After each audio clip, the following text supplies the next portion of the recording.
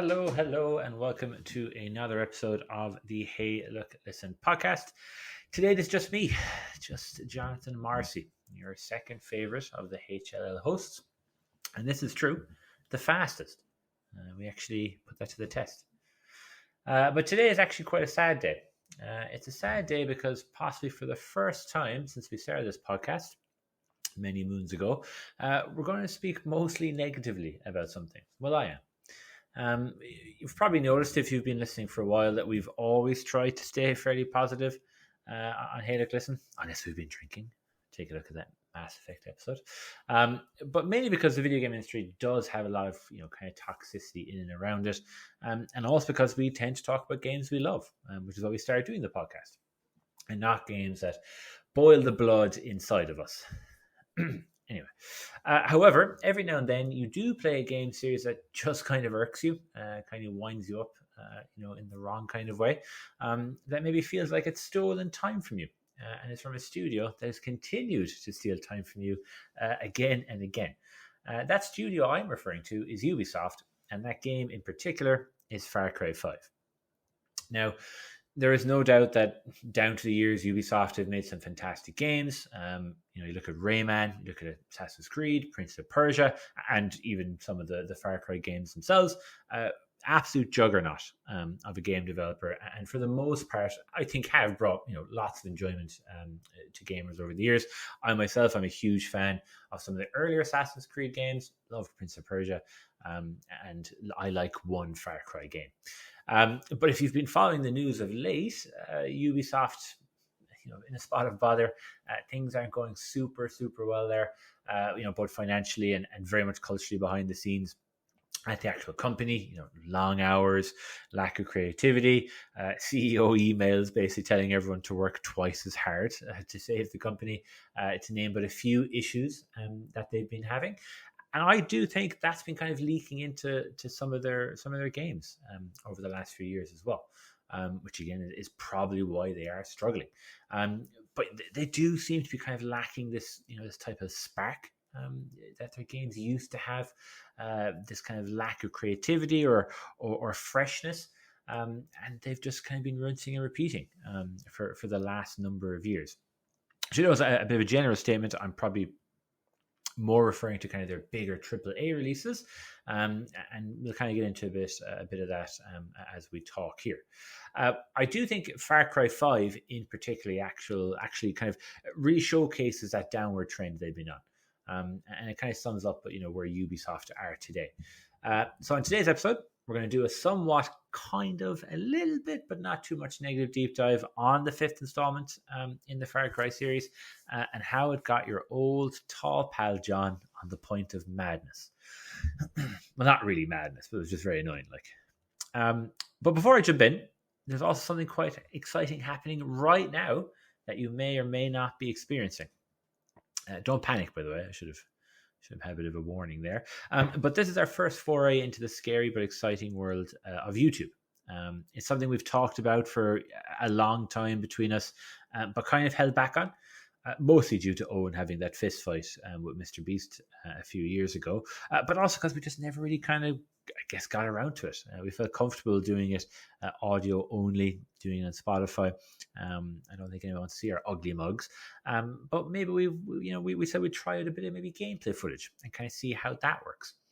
So right now you might be watching us on the tube, and what you are seeing is some gameplay I recorded of me playing Far Cry 5 not too long ago. You probably can't tell from the footage, but I absolutely hated it. So if you have been someone who has only enjoyed our podcast using your ears, you can now give your eyes a feast too. Maybe we'll even explore, some of the other senses someday. That's much weirder to say out loud than I thought it would be. But as I said, we're on YouTube. It'd be truly great if you could go maybe subscribe, throw in a like on the episode too. We'd really love to kind of, keep that going and be something maybe we can kind of elaborate on as time goes on, maybe make more elaborate videos, and maybe kind of really just kind of, explore our creativity and what we can do. And as Liam, our good friend, said to me earlier today, what an exciting time for Hey Look Listen, John. And anyone who continues to only listen to the podcast aren't worth the steam off my piss. I don't think I should have actually read that out in the podcast. But look, I don't want to break tradition either. So let's just pretend one of the guys is also asking me what I'm playing before we kind of jump into Far Cry 5. So yeah, Morrissey, what are you playing right now? Thanks for asking, Kev. And hope that tonsillitis clears up. But I'm playing a couple of things at the moment. I've every now and then I get in this terrible habit of where I'll play several different video games at the same time and kind of make very slow progress with each one. So I'm trying to get better. Right now, I'm kind of focusing mostly on two, which is, I think, a healthy number. But first and foremost, it's Cyberpunk. Which has absolutely wriggled its way back into my life and my heart, mostly due to the wonderful TV series that is Edge Runners. So thank you, Owen, for getting me onto that. But this time around, I decided to play it on the PS5 as opposed to my poor old aging PC, which I think is 4 years old now and is genuinely, I think, starting to struggle. And it's been a delight. It feels like a very different game than when I played, almost 2 years ago now, at start 2020. Has a lot more polish to it. Feels more like an actual, big ass RPG. I won't go into too much detail about it here because I know Owen actually recently finished it as well, so maybe a possible future episode there. But I've just been enjoying it a lot, and it's been really pulling me back in. Every time I put down the controller, I can't wait to pick it up and play it again. So they really have done some fantastic work there, and I think that the DLC is hopefully due sometime, I think, in the first half of this year. I'm not sure if we have an actual release date on that, but absolutely can't wait, and definitely recommend Edge Runners as well.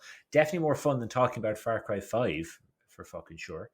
And I've also been dabbling, and by dabbling I mean completely obsessed with emulation on the Steam Deck. It's something I mentioned on my solo episode about the deck, which you should totally listen to. But it's really even kind of come on leaps and bounds since then, which is only, we're talking about a couple of months here. If you can think of an older console that you've played as a kid, you can almost certainly emulate it on the deck.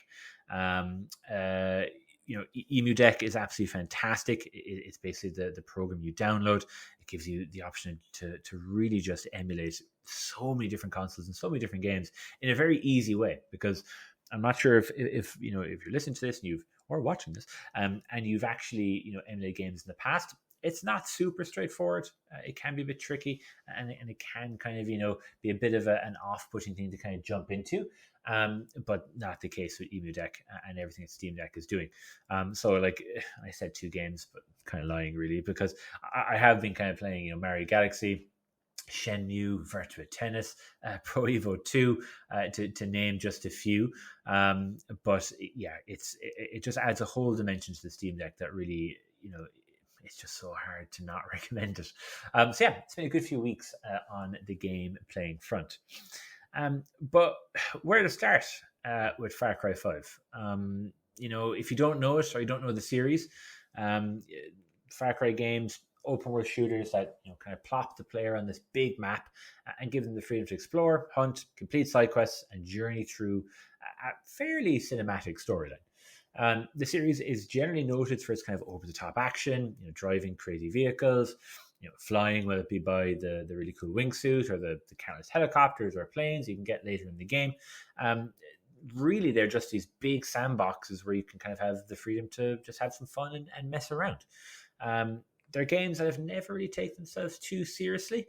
But I do think when you kind of look back at the series, Far Cry 3, is an incredible game.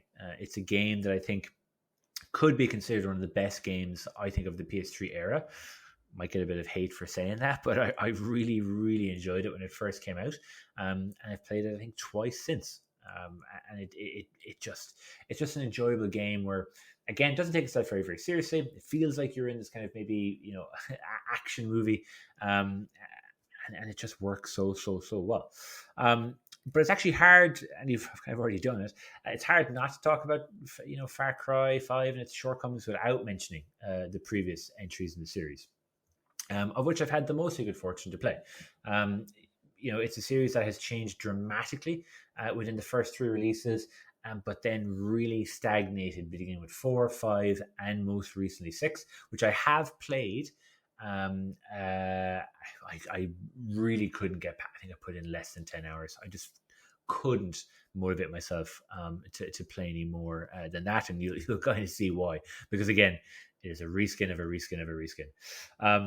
Far Cry 1, to kind of start from the start, it was a much more kind of basic by the number shooter, released way back in 2004, or originally on PC, and where I played at the time. It wasn't exactly a story driven piece, but was very impressive at the time from like a graphical and a kind of environmental point of view. I remember being a wee lad and finding the island, which is I don't think it's ever actually named. Really impressive. It was cool to be in such an explorable island like that. Foliage, amazing, water, the sea. It looked fantastic for 2004. It really, really did. It was the first game to be released using Crytek's CryEngine. And trust me, it really tested my little Pentium to hell PC at the time.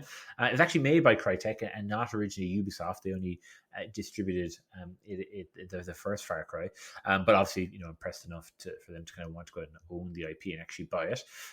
It was quite linear in regards to the missions, so you couldn't really explore the island as much as you want. I don't think I'd call it an open world video game, but it did, however, have a very, very neat mission editor, which I poured countless hours into, making new missions, getting new scenarios, and just really destroying my PC and pushing it to the absolute limit.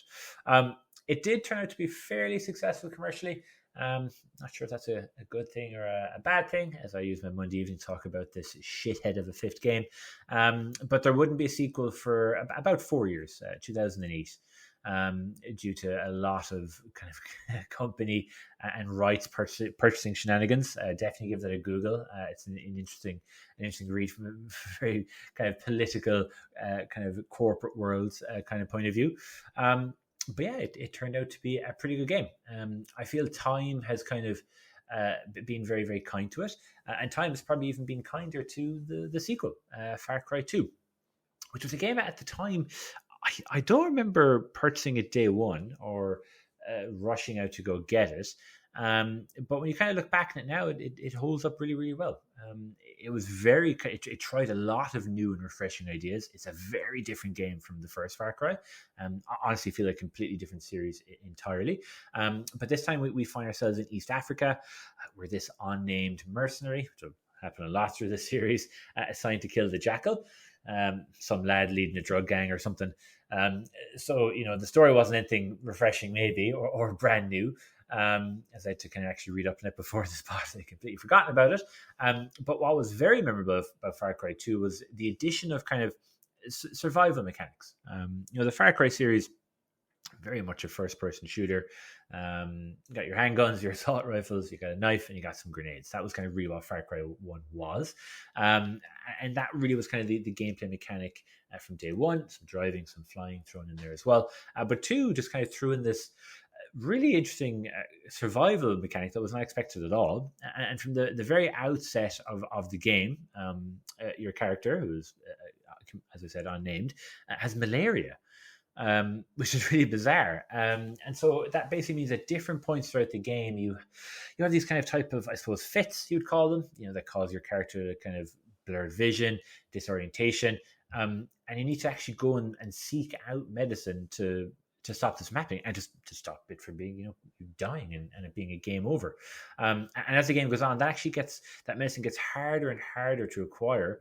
You're liberating bigger outposts. You're coming on different enemies to get access to this medicine, and it was a cool mechanic. It was something that I remember at the time some people finding annoying, or kind of like it was a bit of it was just something that was like a little bit lame and didn't feel right within the world. I kind of loved it. I thought it was just a little cool kind of a cool little addition to a series that felt at the time was going to be, full of these new ideas and always trying to do different things.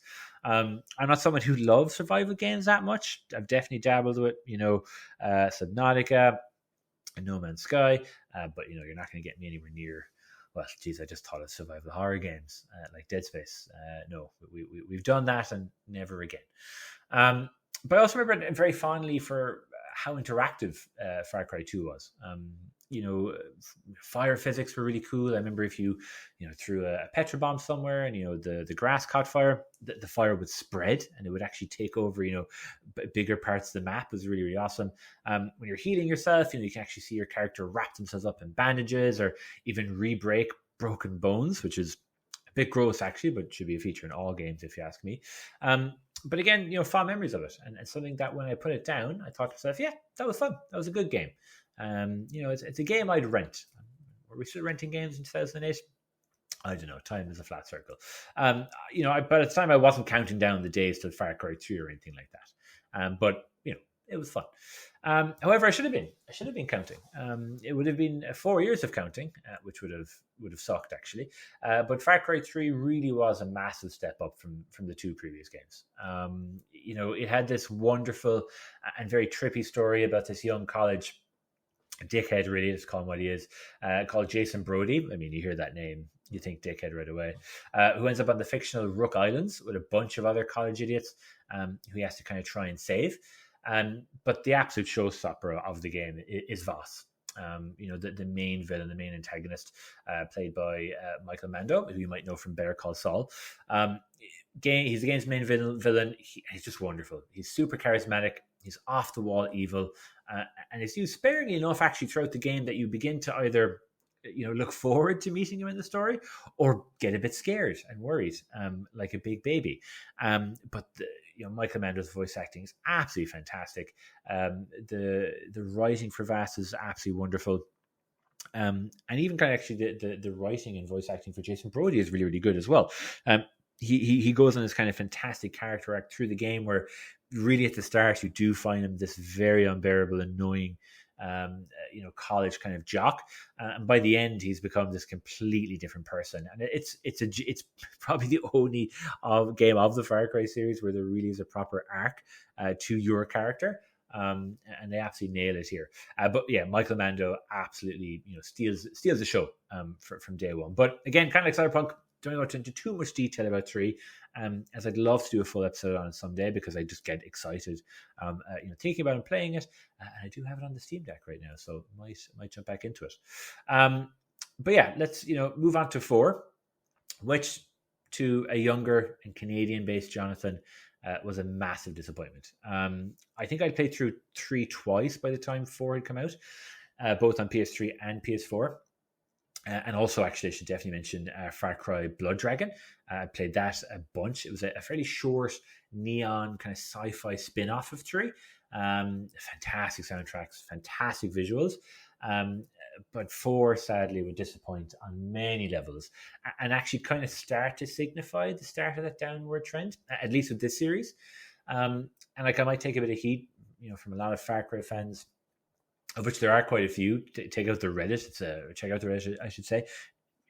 Hugely popular series and it's been hugely commercially successful. But Far Cry 4 really is just a reskin of 3. Well, that's what it felt like to me. You're again placed in the middle of this kind of civil war with a very over-the-top and charismatic villain, who this time is played by Troy Baker, who does his best, like absolutely does. The writing and the script and the actual character just isn't as interesting or as exciting. And you just have this kind of sense of, haven't I kind of seen this all before? But Troy Baker does do a good job at what he has. And the island and the map, again, is an absolute bunch of fun to explore and see. But already back in 2014, when this came out, I was kind of feeling that, I suppose, that Far Cry fatigue started to set in.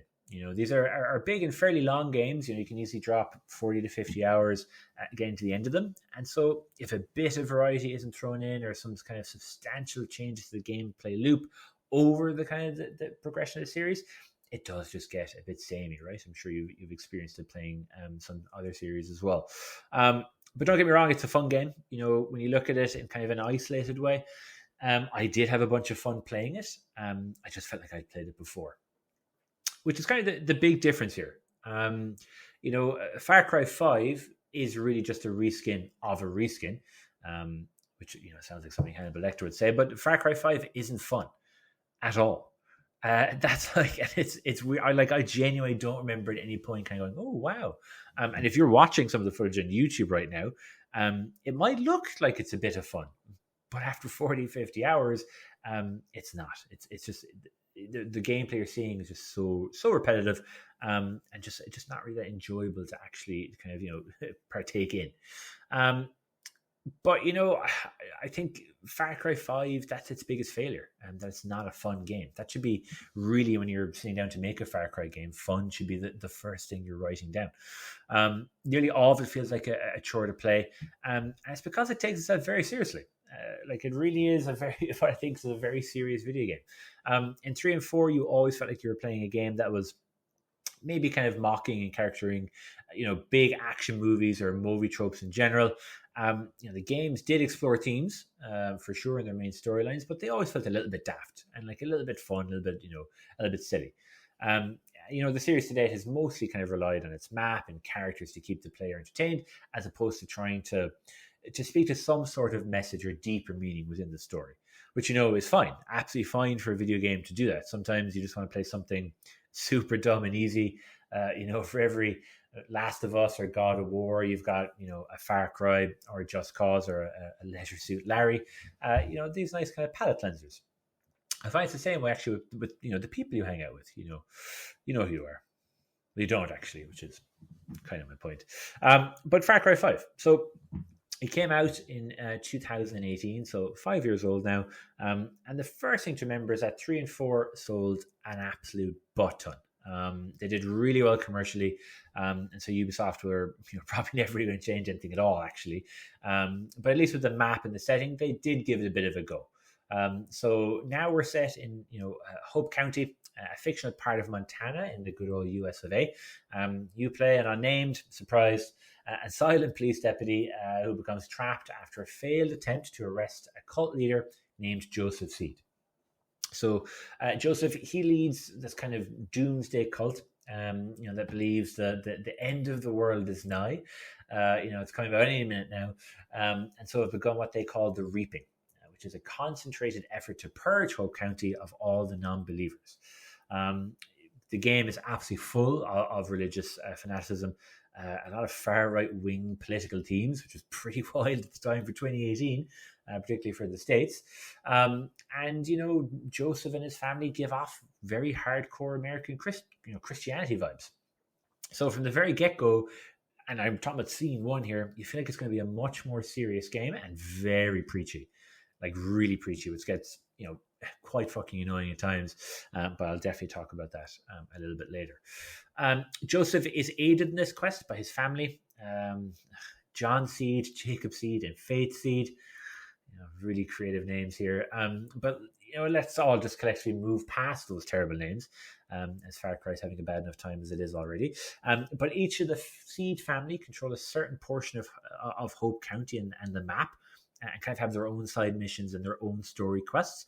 And basically to defeat each of the family before going on to face Joseph and kind of this end of battles to be all battles. And this is kind of really, my friends, listeners, and even viewers, my first big problem with Far Cry 5. Or maybe we should call it Make John Cry 5. I think the guys would have laughed at that. But the game likes to act like you can explore and play the game how you want, right? We've talked about this idea before, of illusion of choice. Far Cry thinks it's giving you this, but it doesn't really, especially when it comes to the actual main story and how you progress through it. So basically, you need to build up enough XP in each region to consider that region liberated in the map. So you might want to go and play a story mission to progress the overall main story. Sorry, pal, you can't. You need to do a bunch of absolutely mindless side quests first to unlock that said story mission. I hate it, and it's a complete Ubisoft brain fart. They do a very similar mechanic in Assassin's Creed Origins, I think, and in Odyssey as well, where you must be a certain level to do certain story missions, which means you're forced into this kind of grinding. And I presume, and I really don't know, I presume it's because the developers have put a lot of time into making these games, and they want you to experience everything that they've put together. So the easy way for them to do that is to kind of force you to do it. I tend to be someone, I always say, me and my partner, we're very different how we play video games. She actually finished the Mass Effect trilogy over the weekend, and really did enjoy it, I think, mostly. The ending, maybe not so much. But she plays every single side quest. She has to like absolutely go through it and just sample everything, which is, I think, a lot of people actually. For me, I'm kind of more, I want to kind of play it just kind of organically. If something comes up, I'll play it. If not, I might not go out and seek it out, particularly in a kind of a first playthrough. I might go back and replay it again and want to experience it. But Red Dead 2 is kind of a good example of where I did that. And I really just said, look, whatever I come across organically, I'll play it. And kind of go through it, and it kind of be your own kind of story in that way. But that's just not a case with Far Cry 5, and it's one of the main reasons why I found it so grueling to play. This kind of constant feeling that you're being handed this open world to explore, but in actual fact, the game is guiding you down a very linear path. It probably wouldn't be such a pain in the ass if the side missions actually had a little something to them. Look, I'm a generally fairly forgetful fella, which you probably know if you listen to this podcast. But I do remember great characters and great quests. But for the life of me, I couldn't really remember any from Far Cry 5. Like none. I had to kind of go back and replay bits of it and kind of do some own research. Kind of like, oh yeah, I forgot that guy popped up, or I forgot to go do this. And a lot of the quests were kind of, melting into 4 and even 3. And kind of finding it hard to kind of, decipher which was which. Like, look, for example, I remember there was this old cop I had to rescue. I think his name was Chief or Boss or some shit like that. And that was kind of it. He was the only major character I could remember from 5. I did find out after his name was Chief, which, come on. But this is kind of the second big issue with Far Cry 5. And to be honest, the majority of Ubisoft open world games, and that's the more recent Valhalla, and that's the writing, even when naming characters, which is actually a big shame when you look back throughout the series, because it's got some really, really great voice acting, which I've kind of talked about already, and that even kind of does go towards the side characters and the NPCs in Far Cry 5, but the writing, my goodness, it's just not in any way engaging, and Joseph is a really good kind of example for that. He has these very incredibly verbose and long rants about sin, religion, and kind of some other tosh, and it's just so repetitive. To actually describe what he looks like, by the way, which is a big factor in his annoyance, he is this topless, ripped dude with a bunch of tattoos, a man bun, and like wears these sunglasses, permanently. And usually when he's speaking, which is I guess it's a choice they made because the graphics really are quite strong. Whenever he's speaking, there are these very intense close-ups of his face. So you'll see sweat kind of coming down his head, and you'll see like basically the separate follicles in his skin, and it's to kind of make him, I guess, come across a bit more sinister and a bit more engaging. But it actually just becomes just so repetitive and so silly. Here's a little quote actually, to kind of give you an idea of how he kind of speaks and how he kind of talks. So I'm not going to do a voice. I've already done a voice already. But everything is unfolding according to God's plan. I am still here with you. The first seal has been broken. The collapse has begun. And we will take what we need. And we will preserve what we have. And we will kill all those who stand in our way. And these, the harbingers of doom, will see the truth. Begin the reaping. Now you might be thinking, Tall John, that doesn't sound too bad. But imagine 500 slightly changed variations of this over a near 35-hour game. He never speaks normally. You never have an actual conversation with him that isn't him speaking in this bizarre kind of preaching style. And each of the outposts you actually come across in the game, by the way, have Joseph's sermons, I suppose you could call them, preaching out of the tannoy radios. So it might take 10 to 15 minutes to break into these outposts, and you're constantly hearing him giving out these sermons again and again and again. And it's fatiguing. It's probably the best word to kind of put it. It's just kind of scratching. It's like nails in a chalkboard. You just want to play the game and enjoy it, but you can't, because you're constantly being preached at and being reminded, of what their goal is and who they are. Maybe if he wasn't just, an annoying religious hipster, then maybe it would work. But it's just relentless, and kind of ends up him coming across as very one-dimensional. I guess is kind of the best way to put it. And it's actually the reason why Vass kind of works so well in 3. Vass was very unpredictable. Joseph is the exact opposite. You can tell how the story is going to progress. You can tell when you meet the rest of his family how things are going to go. With Vass, it was near impossible to guess which way the story would end, and it kind of keeps you constantly on edge in that regard. The same can't be said for Joseph, and it definitely can't be said for the rest of his family. His brothers are almost really laughably reskins of Joseph himself. I find myself constantly mistaking John for Joseph or Jacob for Joseph or whatever the fuck. At least Faith, the adopted sister, she's a little bit different.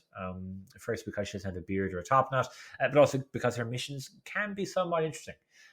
They bring back a bit of a mechanic from Far Cry 3, which introduced this kind of, I suppose you call it, hallucination kind of dream sequences to the series, where your characters are dreaming or on drugs, and you play through a sequence and see a bunch of wacky stuff and play through some wacky kind of gameplay. It was definitely very cool and fresh in 3. I remember it kind of pushed the PS3 to the limit and looked really, really great there as well.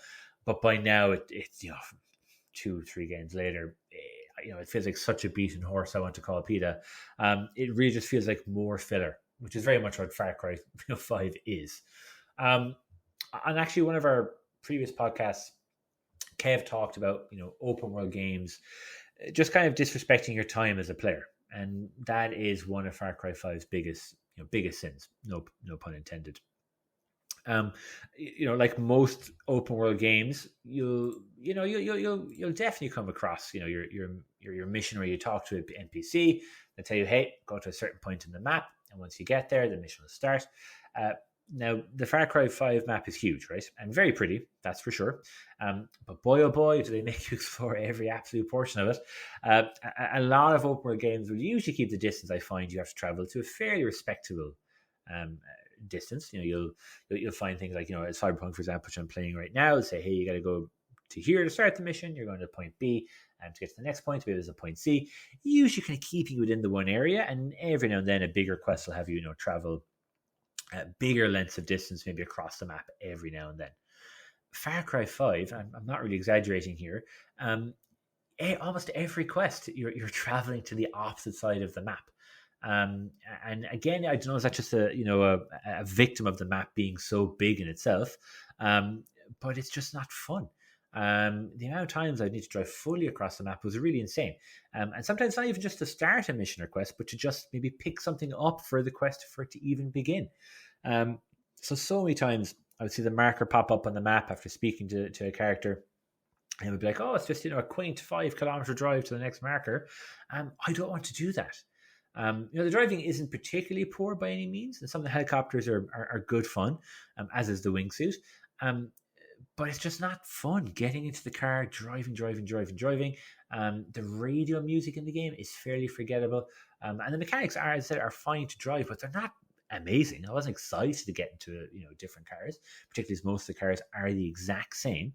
But that kind of leads me to something that really got to me, that really, really bothered me, and kind of made me say, hey, I'm gonna rant about this game on a podcast. And actually made me put the game down for weeks and weeks. And it's that Hope Island, which is, controlled by Joseph's followers, who are basically this kind of armed militia, of which there are thousands and just never-ending respawns. But when you are in portions of the map that you haven't liberated, you'll find these followers kind of roaming around, they're patrolling, they're at guard posts, and they are constantly, and I mean constantly, attacking you. And it really, I think it is, if I was to isolate one thing that really bothers me about the game, it's that. It's kind of like, when you used to play kind of some of the older Pokemon games, you go into the grass, and you're constantly coming across these Pokemon attacking you, and these kind of events happening. Final Fantasy IX is another I think a good example of that as well. I know later on you could actually get a mod for the game, or some of the remasters meant these events would happen less and less. So you're just, every time you're driving for 5 minutes in Far Cry 5, you are literally triggering one of these attacks. And so, you're driving your car to deliver some flowers in a fetch quest, attacked. You're out hunting a rare animal in the woods, attacked. Trying to see if you can attach sticks of dynamite to a honey badger, attacked by both the badger and the militia. And each of these attacks aren't quick either. You'll find, a truck full of enemies will suddenly arrive, and you'll spend 10 minutes taking them out, and this continues for the entirety of the game. every time you think you're getting a bit of a flow going and going to a mission, you're already having to drive 5 kilometers to get somewhere. You're now suddenly having to stop, get out of the car, attack all these enemies. Maybe your car will get blown up or something will happen. You'll have to walk, wait for another car to hijack, get in that, and keep going. It's just a relentless cycle. I'm genuinely getting actually frustrated, even really talking about it. But look, actually, because I've been ranting now for a half an hour. As a quick aside here, as I find myself really kind of delving deep into the whinginess of my nature and nagging territory, I do understand that making games is super hard. They're absolutely works of art. You can guarantee that a lot of folks pour their absolute heart and souls into making these games. They definitely did. You can see it when you look around at Hope County, right? It's a beautiful map and the graphics are absolutely fantastic 5 years later. So while I am being an old whiny shite, I do want to recognize that. However, you knew I was going to say that. Far Cry 5 does feel like a cash grab in many ways. Not as bad as, say, your yearly editions of Assassin's Creed or FIFA, but a quick update of Far Cry 3 and 4 together, a bunch of old assets reused, and then push that stuff out and charge full whack. I think what adds to the frustration for me is that when you look at the series and you look back at 3, 3 really had so much potential. It felt like it could be the start of an absolute wonderful video game series. And I remember at the time finishing and putting it down and going, wow, this is going to be something I'm probably going to come back to every few years. I can't wait to see where they bring the series. They've absolutely won me over here. Again, we're talking about a time where Ubisoft, Assassin's Creed 2 and even 3 and Black Flag, some fantastic games they were pushing out at the time. But let me have one more jab before I go and actually go play Cyberpunk, which I can't believe I'm saying this 2 years later. It's a far better open world experience than the recent Far Cry's. For shame, Ubisoft. But so as you're progressing through the game and you're starting to grab the attention of the Seed family, they'll start sending this kind of hit squad after you. Very specifically, coming for you. They're kind of better armed. They're on quad bikes, and they're looking for you. And these men will end up kidnapping you regardless of what you do. So you can fight them off for a couple minutes. You could be flying a plane. You could be out hunting. You could be doing whatever. You can fight them off. You can run, but eventually they'll hit you with a sleep dart, and the game will fade to black. Right, and so this is usually in between kind of the major story missions, and then what will happen is you'll find yourself with one of the family, and depending on where you're kidnapped, and a cutscene will play out. These are usually very long cutscenes of exposition and kind of trying to push the story ahead, and it usually includes some sort of terrible shooting dream sequence as well. And now, look, I found this very annoying the first time because I think it really robs the player of the choice of what they want to do next, and this idea of being in an open world and approaching it the way you want to.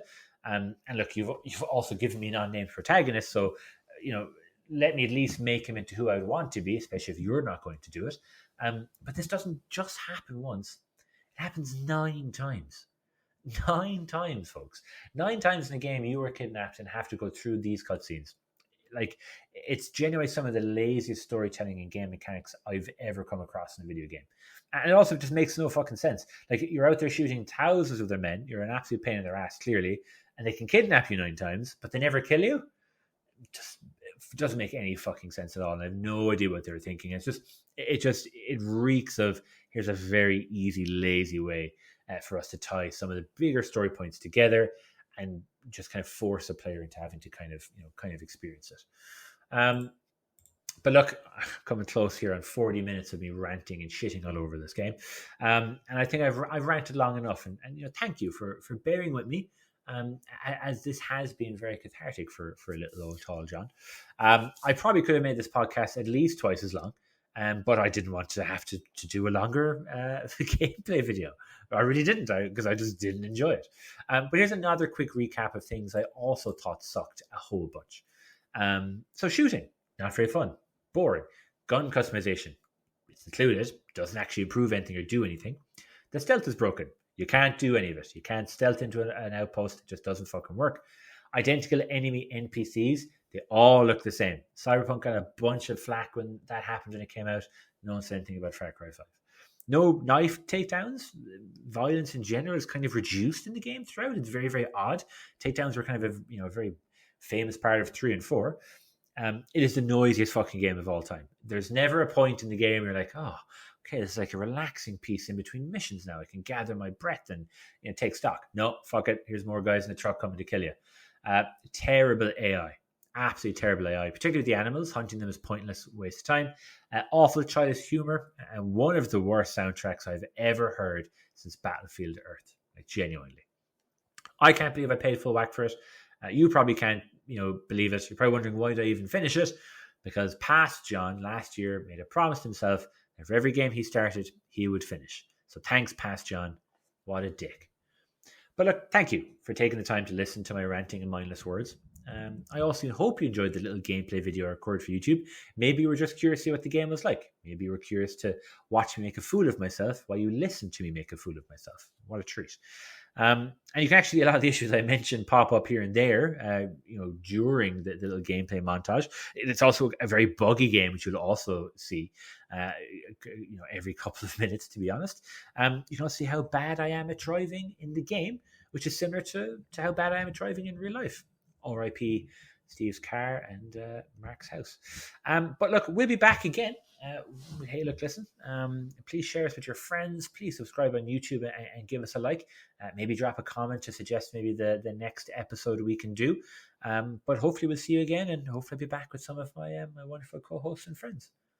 Bye.